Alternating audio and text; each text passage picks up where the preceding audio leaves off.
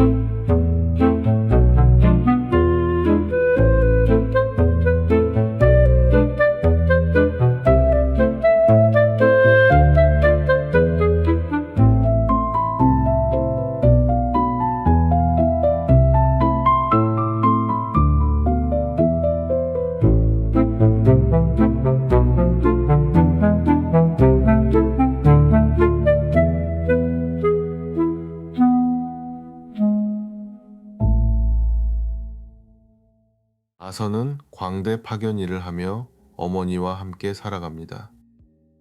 그는 코미디언이 되고 싶어 하지만 무대보다 거리에서 먼저 사람들의 시선을 받습니다. 그 시선은 관심이라기보다 조롱에 가깝습니다. 간판을 들고 일하던 그는 아이들에게 물건을 빼앗기고 골목에서 집단으로 맞습니다. 문제는 그 다음입니다. 회사는 그의 상처보다 사라진 간판의 값을 먼저 묻고 동료들은 진심으로 상황을 들으려 하지 않습니다. 아서는 계속 웃어야 하는 직업을 가졌지만 아무도 그의 얼굴 뒤에 무엇이 있는지 묻지 않습니다. 보이기 위해 분장을 할수록 한 사람으로서는 더 보이지 않게 됩니다. 그는 작은 수첩에 농담과 생각을 적습니다. 그러나 웃음을 연구하는 문장들 사이에는 누군가 자신을 알아봐 주기를 바라는 외로움이 반복해서 나타납니다. 영화는 관객을 아서에 가까운 자리에 앉힙니다. 그렇다고 그의 선택을 옳다고 말하지는 않지만 세상이 그를 어떤 방식으로 밀어내는지는 피하지 않고 보여줍니다.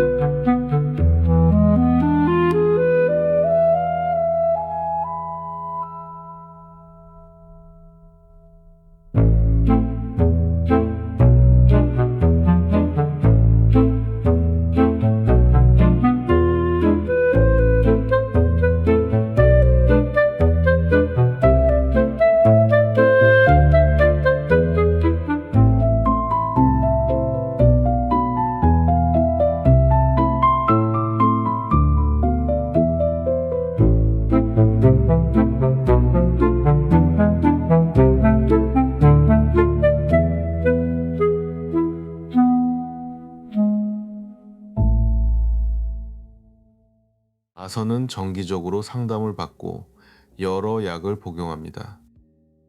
상담실에서 그는 자신의 상태를 말하려 하지만 대화는 정해진 질문과 짧은 기록으로 끝납니다.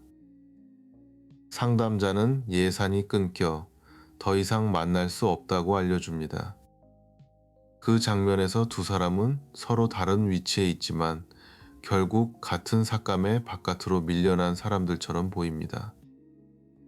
돌봄이 사라지는 순간은 극적인 폭발이 아니라 조용한 행정의 문장으로 옵니다.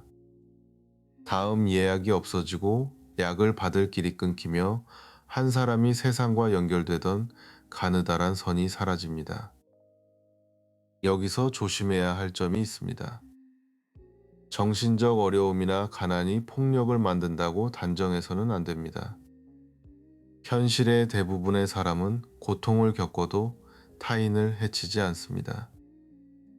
영화가 보여주는 것은 병과 폭력의 단순한 연결이 아니라 돌봄과 책임이 여러 번 끊긴 한 개인의 특수한 이야기입니다. 원인을 살피는 일과 책임을 없애는 일은 분명히 다릅니다.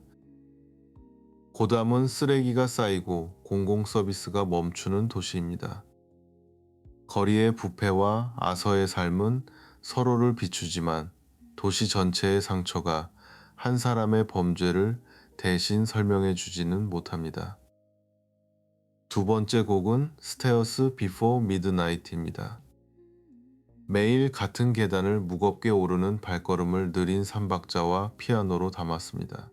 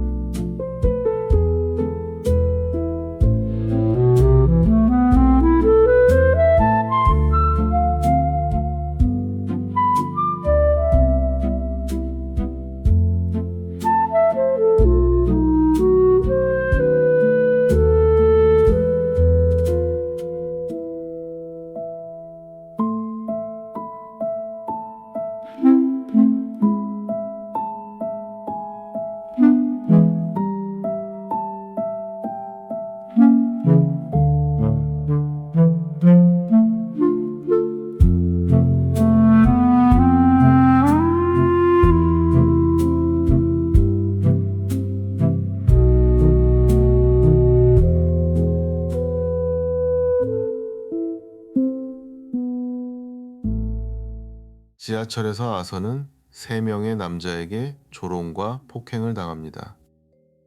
두려움과 혼란이 뒤섞인 순간에 그는 총을 꺼내고 돌이킬 수 없는 선택을 합니다.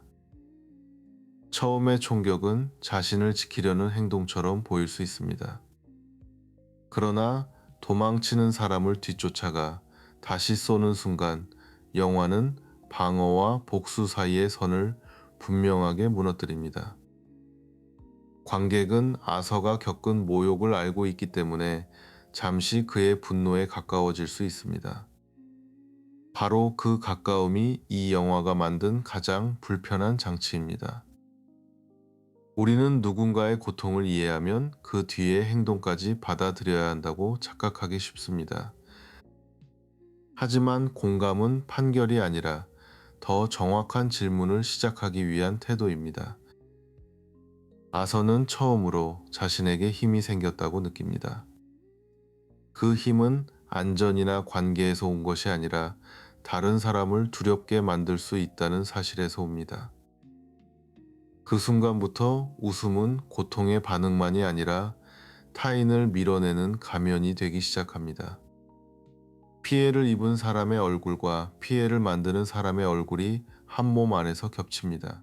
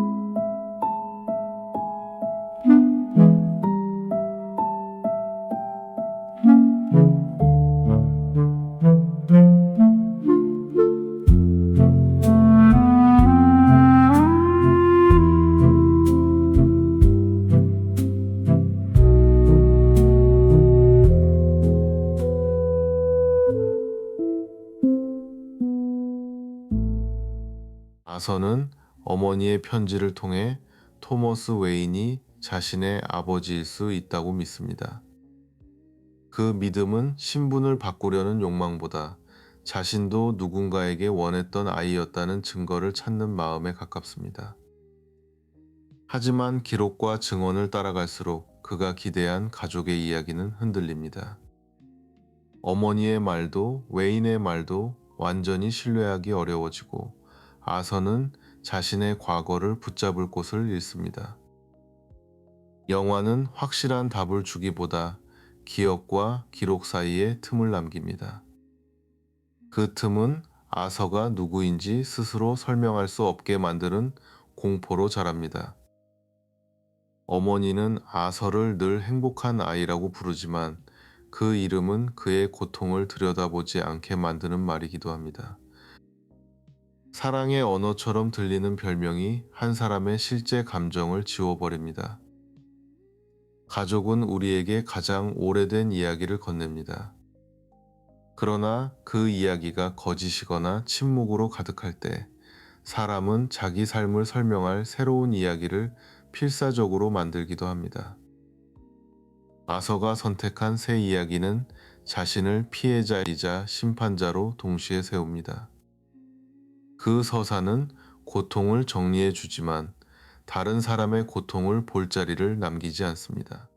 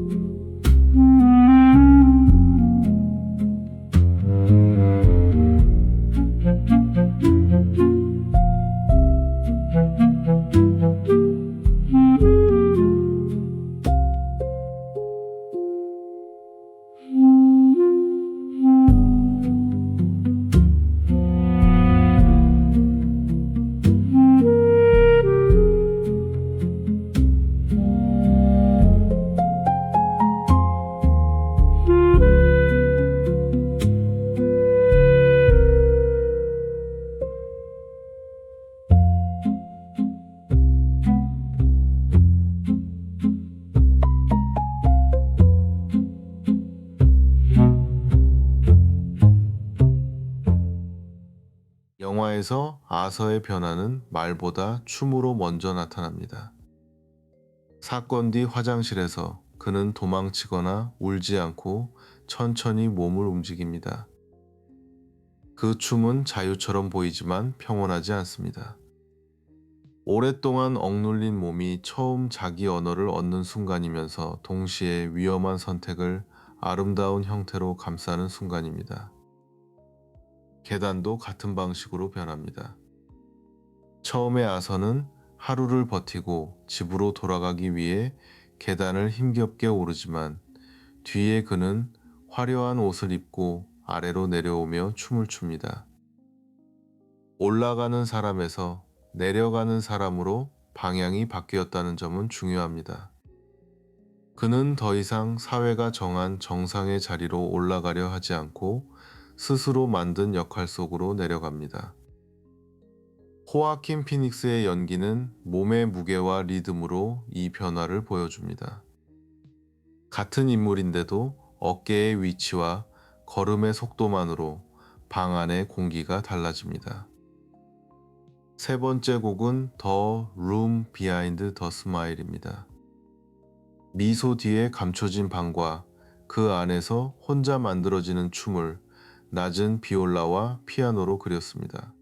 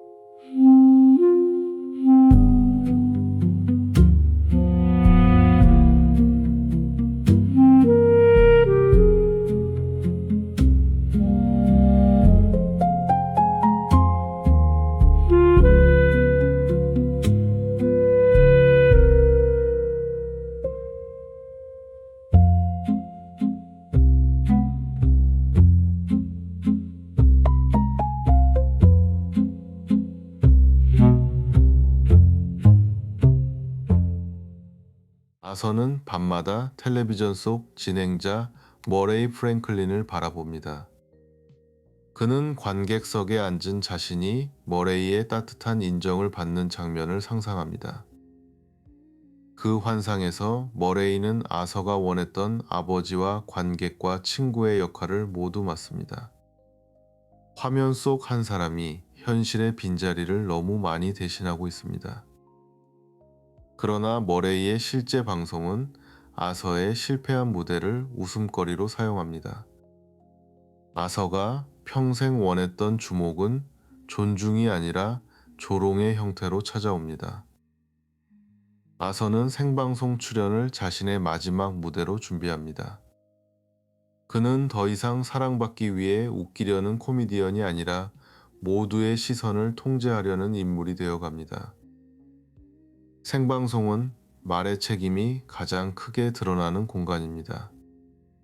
아서는 자신의 고통을 세상에 설명하지만 그 설명의 끝에서 다른 생명을 끊는 선택을 합니다. 머레이는 아서를 한 번도 제대로 알지 못했고 아서도 머레이를 실제 사람으로 알지 못했습니다. 서로를 이미지로만 소비하던 두 사람이 한 무대에서 가장 잔인한 방식으로 충돌합니다.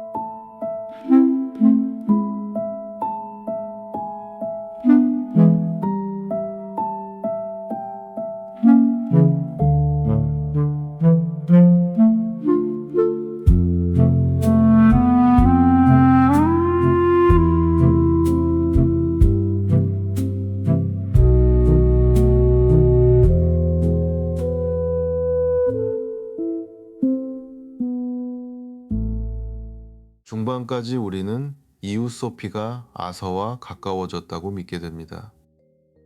그녀는 병원에도 함께 가고 그의 서툰 농담을 들어주는 것처럼 보입니다.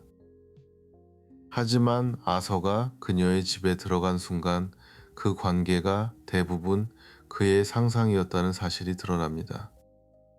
이전 장면들은 같은 모습으로 돌아오지만 의미가 완전히 달라집니다. 이 장치 때문에 우리는 아서가 보여주는 다른 장면들도 다시 의심하게 됩니다.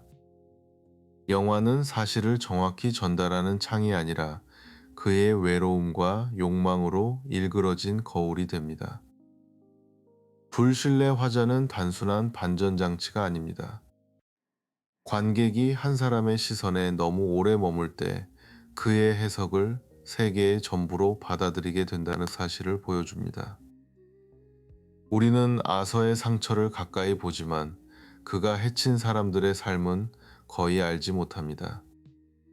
바로 그 비대칭을 의식해야 영화의 어두운 매력에 그대로 끌려가지 않을 수 있습니다. 한 사람의 사정을 듣는 일은 중요하지만 그 사람의 카메라가 비추지 않은 곳에도 삶이 있습니다. 이해는 시야를 좁히는 일이 아니라 더 많은 사람을 함께 보는 일이어야 합니다.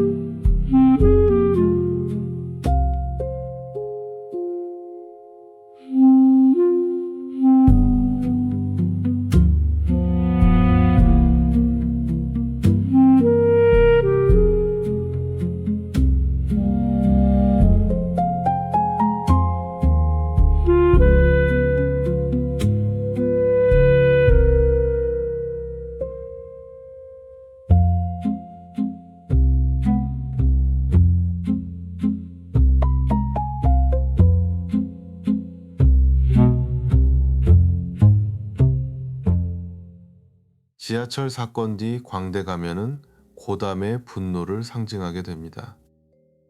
사람들은 아서의 개인적인 범죄에 자신들의 불만과 정치적 의미를 덧씌웁니다.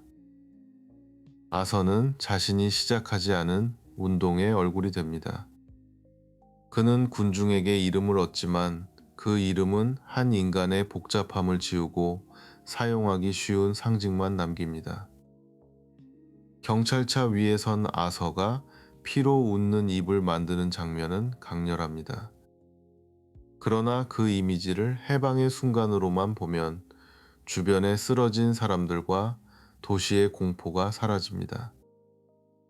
폭력은 박수를 받는 순간 더 쉽게 신념처럼 보입니다. 개인의 원하는 정의라는 이름을 얻고 군중은 자신이 원하는 이야기를 그 사람에게 입힙니다. 영화는 아서를 영웅으로 선언하지 않습니다. 오히려 이미지가 맥락을 잃고 확산될 때 한 사람의 파괴가 어떻게 집단의 축제로 변하는지 불편하게 바라보게 합니다. 마지막 곡은 어플로즈인 언 엠프티 시어터입니다. 박수가 멈춘 뒤 빈 객석에 남는 질문을 피아노와 작은 현악 앙상블로 담았습니다.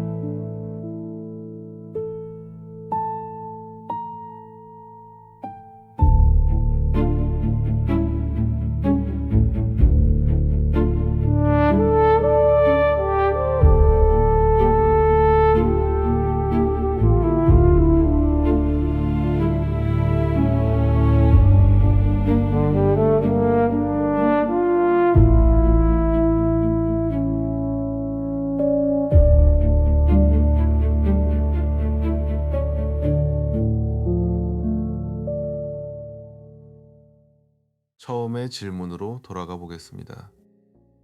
한 사람을 이해하려는 일은 그가 저지른 폭력을 용서하는 일과 같은가입니다. 저는 같지 않다고 생각합니다. 우리는 고통이 어떻게 쌓였는지 볼 수 있고, 동시에 그 고통이 다른 사람을 해칠 권리가 되지 않는다고 말할 수 있습니다. 조커가 오래 남는 이유는 악인의 탄생을 시원한 복수로 정리하지 않기 때문입니다. 영화는 관객을 아서에게 가까이 데려간 뒤 그 가까움 자체를 의심하게 합니다. 사회적 돌봄의 실패를 말하는 것과 개인의 책임을 묻는 일도 함께 가능해야 합니다. 둘 중 하나만 선택하면 현실의 복잡함과 피해자의 존재를 놓치게 됩니다. 누군가를 조금 더 일찍 보았더라면 모든 비극이 막혔을 거라고 단정할 수는 없습니다. 다만 보이지 않는 사람을 계속 만들지 않는 사회가 더 안전하고 덜 외로운 사회라는 사실은 말할 수 있습니다. 여러분은 영화 조커를 보며 어느 순간 아서에게 가까워졌고 어느 순간 멀어졌나요? 가장 불편했거나 오래 남은 장면을 댓글로 들려주세요. 사연이 방송에 소개되어도 괜찮다면 소개 동의 여부와 익명 희망 여부를 함께 적어주세요. 개인을 알아볼 수 있는 정보는 남기지 말아주세요. 매일 밤 11시 영화와 음악이 남는 라디오입니다. 오늘도 기억에 남을 잔상입니다. 편안한 밤 보내세요.